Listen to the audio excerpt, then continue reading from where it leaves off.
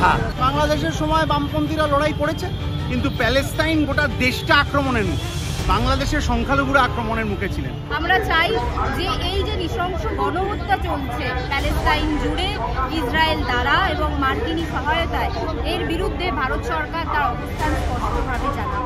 গাজার অভিমুখে যে ত্রাণবাহী জাহাজ, সেই ত্রাণবাহী জাহাজের উপরে ইসরায়েলের হামলা এবং তারই প্রতিবাদে কলকাতার রাজপথে ফ্রি প্যালেস্টাইনের দাবি জানালেন বামপন্থী একাধিক সংগঠন।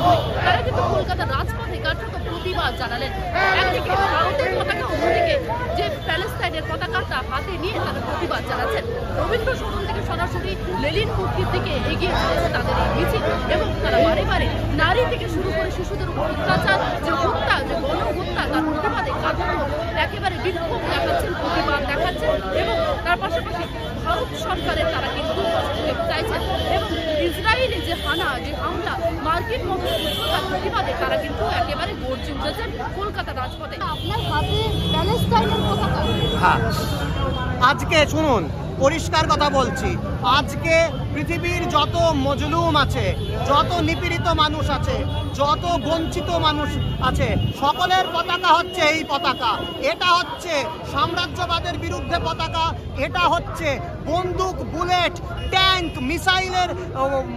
মিসাইলের আক্রমণের মাঝে বেঁচে থাকার যে জিজিবিষা, সেই জিজিবিষার নিশান হচ্ছে আজকে এই প্যালেস্টাইনের পতাকা। এটা হচ্ছে মৃত্যুকে জয় করে যে জীবন, সেই জীবনের পতাকা। এটার এই প্যালেস্টাইনের পতাকার আজকে কোনো বর্ডার নেই। ওরা হয়তো গাজাকে ভেবেছে গুঁড়িয়ে ধুলো করে দিয়েছে, কিন্তু একটা গানের লাইন আছে, ছড়িয়ে গেছি আমি অনেক দূরে, পাখির মুখে মুখে গানের সুরে, মাঠঘাট পথ নদী গ্রাম পেরিয়ে জীবনের স্রোত হয়ে সাগরে যাব। আজকে যত মানুষ যেখানে বঞ্চিত হয়, যারা খেতে পায় না, যারা চিকিৎসা পায় না, যারা পথে ঘাটে লাথি খায়, জুতো খায়, মার খায়, সকলের পতাকা হচ্ছে আজকে এই ফিলিস্তিনের পতাকা। কারণ মাথায় থাকে, যে ব্রিটিশ সাম্রাজ্য আয়ারল্যান্ডের মানুষকে ক্ষুধার্ত করে না খাইয়ে মেরেছিল, সেই আইরিশরা আজকে কিন্তু ফিলিস্তিন পতাকা নিয়ে নেমেছে রাস্তায়। আমার পূর্বপুরুষদেরকে ওরা হত্যা করেছিল। আমি বাঙালিদের হত্যা করেছিল 1943 সালে সেই সাম্রাজ্যবাদীরা, যারা তাদের দালালদেরকে নিয়ে। আজকে সেই সাম্রাজ্যবাদীদের দালালরা আজকে ইসরায়েলকে জাস্টিফাই করার চেষ্টা করে। এই আইরিশরা, আমরা বাঙালিরা, আমরা সবাই আজকে আফ্রিকার মানুষরা, যে আফ্রিকার স্বাধীনতা সংগ্রামী মাউদেরকে কেনিয়ায় আতঙ্কবাদী বলেছিল ব্রিটিশরা, কেনিয়ার মানুষ, সাউথ আফ্রিকার মানুষ, নেলসন ম্যান্ডেলা কি বলেছিলেন পৃথিবীর একটা কোনায় যদি ন্যায় বিচার আক্রান্ত হয়, সারা পৃথিবীতে অবিচার চলবে। তাই সেখানে আজকে সাউথ আফ্রিকানরা ইসরায়েলের বিরুদ্ধে ইন্টারন্যাশনাল ক্রিমিনাল কোর্টে তার কেস করেছে মানবতা বিরোধী এবং গণহত্যার জন্য। আজকে নেতানিয়াহুর নামে ওয়ারেন্ট রয়েছে, কিন্তু সাম্রাজ্যবাদীরা তাকে বাঁচিয়ে রেখেছে বলে নেতানিয়াহু অ্যারেস্ট হচ্ছে না। যখন ইস্যু ছিল, ভারতেও তো বিভিন্ন রকম ইস্যু থাকে, সেই সময় ভারতের পতাকা নিয়ে আপনাদের হাতে ভয় দেখা যায় না? দেখুন, এখানে একটা কথা বলি, গুরুত্বপূর্ণ একটা পার্থক্য আছে। প্রথম কথা, বাংলাদেশের ইস্যু নিয়ে এখানে মিছিল হয়েছে, ঠিক আছে, বামপন্থীদের মিছিল হয়েছে, নাম্বার 1।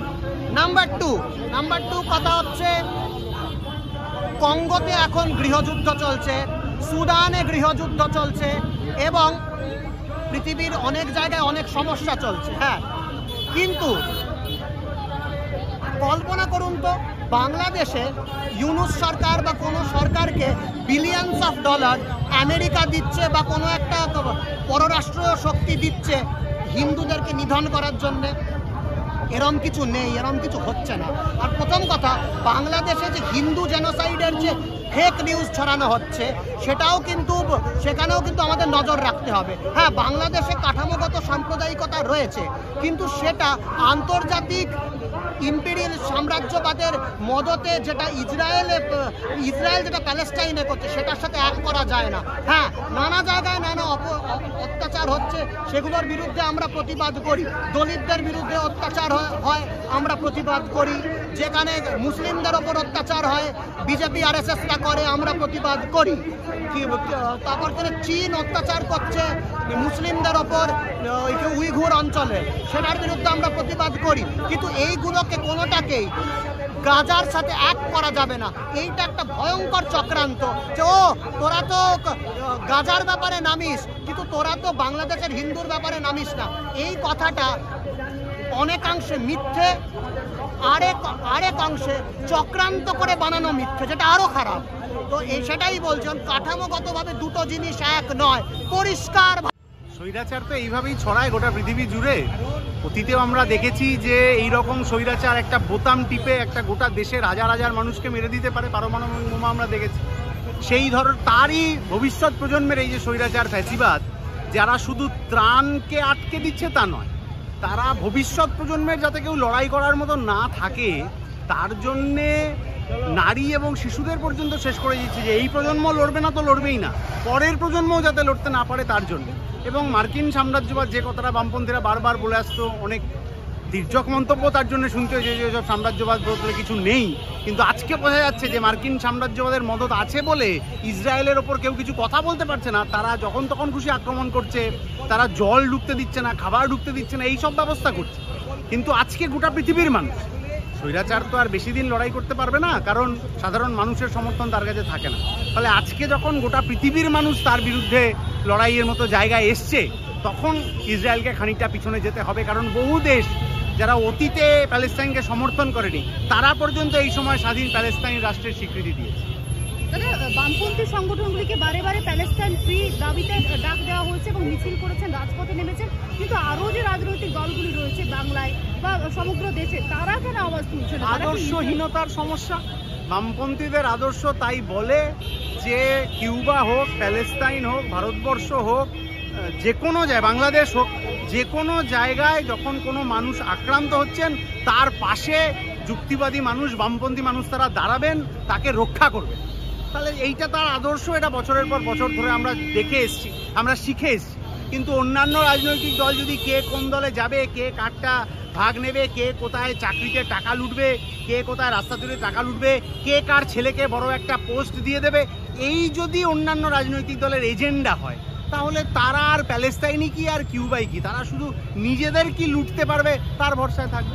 প্যালেস্টাইনের যেভাবে ফ্ল্যাগ দেখা গেল আজকে, তা নিয়ে বিরোধীরা, মানে বামপন্থী বিরোধী দলগুলি দাবি করছেন যে বাংলাদেশের সময় কোথায় বাংলাদেশের কথা? বাংলাদেশের সময় বামপন্থীরা লড়াই করেছে, কিন্তু প্যালেস্টাইন গোটা দেশটা আক্রমণের মুখে, বাংলাদেশের সংখ্যালঘুরা আক্রমণের মুখে ছিলেন। বাংলাদেশের ঘটনায় লাগাতার বামপন্থীরা গোটা ভারতবর্ষ, গোটা পশ্চিমবাংলার বিভিন্ন জায়গায় লাগাতার প্রোগ্রাম করেছে। কিউবার ক্ষেত্রে আমরা করেছি।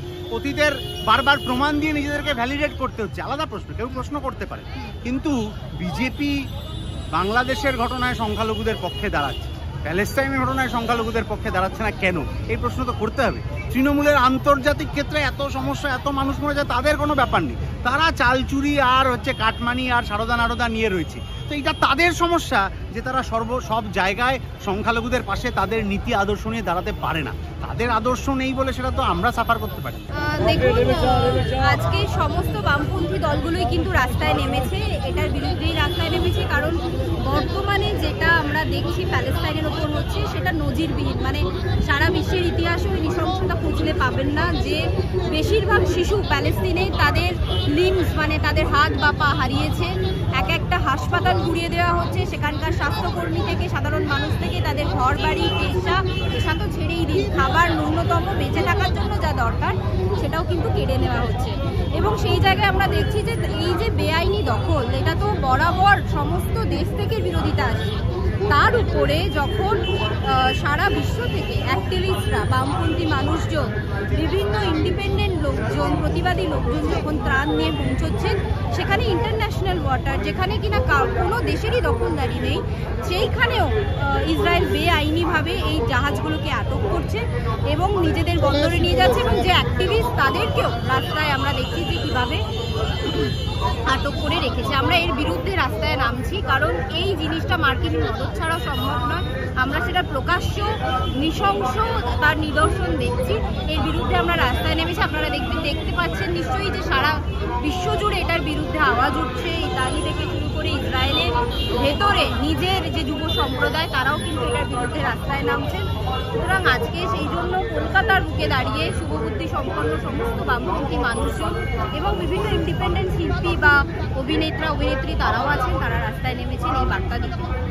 আপনারা প্রতিবাদ করছেন, কিন্তু এতদিন এর আগেও আপনারা প্রতিবাদ করছেন, ভারত সরকারের অবস্থান নিয়ে কেন বারে বারে জল ঘোলা হচ্ছে? ভারত সরকারের অবস্থান নিয়ে আপনারা কেন বারবার আওয়াজ তুলছেন? ভারত সরকার এই যাবৎকাল খুব স্পষ্টভাবে প্যালেস্টাইন বিরোধী অবস্থান রেখে এসছে। আপনারা জানেন খুব রিসেন্টলি প্যালেস্টাইন একটি দেশ হিসেবে স্বীকৃতি দেওয়ার পক্ষে ভোট দিলেও প্যালেস্টাইনের উপর থেকে ইসরায়েলি সেনা প্রত্যাহার, তাদের উপর থেকে যে অ্যাক্টিভিস্টদের উপর যে আক্রমণ হচ্ছে, এই সমস্ত ক্ষেত্রগুলোতে ভারত সরকারের কোনো সুনির্দিষ্ট অবস্থান নেই। আমরা চাই যে এই যে নৃশংস গণহত্যা চলছে প্যালেস্টাইন জুড়ে ইসরায়েল দ্বারা এবং মার্কিনী সহায়তায়, এর বিরুদ্ধে ভারত সরকার তার অবস্থান স্পষ্টভাবে জানাবে। যদি বামপন্থী সংগঠনগুলি রাস্তায় নামছে, কলকাতার বুকেও প্রতিবাদ চলছে, কিন্তু আরও যে সকল রাজনৈতিক সংগঠনগুলো রয়েছে তারা কেন রাস্তায় নামছে না? তারা কি ইসরায়েলকে কোনোভাবে সাপোর্ট করছে বা সমর্থন করছে বলবে? দেখুন, পশ্চিমবঙ্গে যদি অন্য রাজনৈতিক দল বলেন, বামপন্থীদের ছাড়া দুটো দল অবশিষ্ট থাকে সাধারণভাবে। একটি হচ্ছে তৃণমূল কংগ্রেস এবং আরেকটি হচ্ছে বিজেপি। বিজেপি প্রো ইসরায়েল, যারা বরাবর ইসরায়েলের পক্ষে কথা বলে এসছে, এবং যেটা আমি বললাম যে কেন্দ্রের সরকারও যারা আছে বিজেপি সরকার, তারাও কখনোই সুস্পষ্টভাবে তাদের মতামত ইসরায়েলের বিরুদ্ধে রাখেনি এবং তার বিরুদ্ধেই আমাদের রাস্তায় নামা। সেই জন্য এখানকার যে বিজেপি, তাদের কাছ থেকেও সেটাই প্রত্যাশিত। আর যদি তৃণমূল কংগ্রেসের কথা বলেন, তাদের আমরা দেখেছি যে খুব বাইট দিলেও বা মিডিয়ার ক্ষেত্রে তাদের বাইট থাকলেও কিন্তু তারা রাস্তায় নামেনি। কিন্তু বামপন্থী মানুষজন, যারা বরাবর সুবুদ্ধি সম্পন্ন মানুষজন এবং সাধারণ মানুষের পক্ষে থাকেন, তারা এই প্রয়োজনীয়তা অনুভব করেছেন এবং এটার বিরুদ্ধে রুখে দাঁড়ানোর প্রয়োজনীয়তা অনুভব করেছেন। সেই জন্যে আমরা রাস্তায় নামছি এবং আমরা তাদেরকেও আহ্বান জানাবো যে আপনারাও রাস্তায় নামুন, কারণ আজকে নয় তো আর কখন। দিদি, আপনি দুটি রাজনৈতিক দলের কথা বললেন, তৃণমূল কংগ্রেস এবং বিজেপি, কিন্তু কংগ্রেস একটি জাতীয় দল, সেই দলকে আপনারা গুরুত্বই দিচ্ছেন না। এটা একদমই নয়। কংগ্রেস যে জাতীয় দল, তাকে কেন গুরুত্ব দেবো না? কারণ আমাদের বর্তমান রাজনৈতিক প্রেক্ষিতে কংগ্রেস অবশ্যই গুরুত্বপূর্ণ ভূমিকা রাখছে। আপনারা দেখেছেন বিহারের ভোটের আগে ভোট চোর গদি ছাড় যে ক্যাম্পেইন চলছে, সেখানে রাহুল গান্ধী দেখিয়ে দিয়েছেন যে দেশীয় স্তরে নেতৃত্ব কিভাবে দিতে হয় এবং একটা সুষ্ঠুভাবে একটা দেশ চালানোর পক্ষে কিভাবে দাঁড়াতে হয়। সুতরাং একদমই নয়, তাদেরকে নিজেদের মধ্যেই আমরা ধরি। এমনকি জোটের ক্ষেত্রেও আপনারা কংগ্রেস এবং সিপিএম জোট, বামপন্থী জোট আমরা দেখেছি। হ্যাঁ, তো সেক্ষেত্রে আমরা তাদেরকে নিজেদের সঙ্গেই ধরি, এই জন্য বাকি দুটো দলের নাম আমরা উল্লেখ করেছি। কিন্তু দিদি, এই জায়গায় দাঁড়িয়ে আপনি একটু আগে বলছিলেন যে হাল ফেরাবে বাম, কিন্তু সামনে নির্বাচনে কিভাবে দেখছেন বামের এই অবস্থানকে? দেখুন, মানুষের বিশ্বাস ফেরানোই হচ্ছে সব থেকে বড় আমাদের কাছে রাস্তা, মানুষের কাছে ফিরে যাওয়াটাই রাস্তা। আমি আপনাকে এর আগেও বলছিলাম যে বিহার মডেল যে দীর্ঘদিন ধরে মানুষের মধ্যে কাজ করে সেখানের মালে অর্থাৎ সিপিআইএমের লিবারেশন পথ দেখিয়েছে যে বামপন্থাকে কিভাবে ফেরানো যায়। মানুষের মধ্যে ফ্যাসিবাদের বিরুদ্ধে, এই যে একটা ফ্যাসিস্ট বিজেপি সরকার মাথার উপর বসে আছে, ফ্যাসিজমের বিরুদ্ধে যদি আমরা চেতনা জাগাতে পারি, যেটা বিপদ, তাহলে কিন্তু মানুষ যে কোনো ডানপন্থী শক্তিকে ধীরে ধীরে সেটার বিরোধিতা করবে, ধীরে ধীরে সেটা থেকে দূরে হচ্ছে। তো সেই মডেল আমরা চেষ্টা করব বাংলাতেও বাংলার মতন করে কাজটা করার।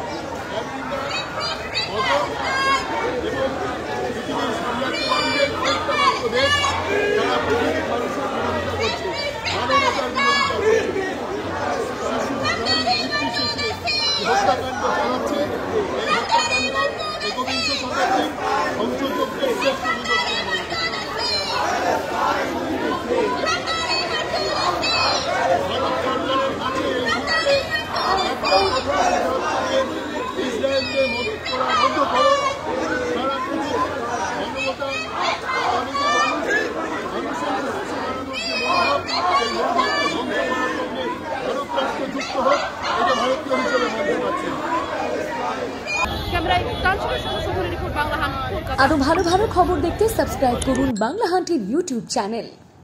বাংলা হান্টের আরো খবর দেখতে নজর রাখুন।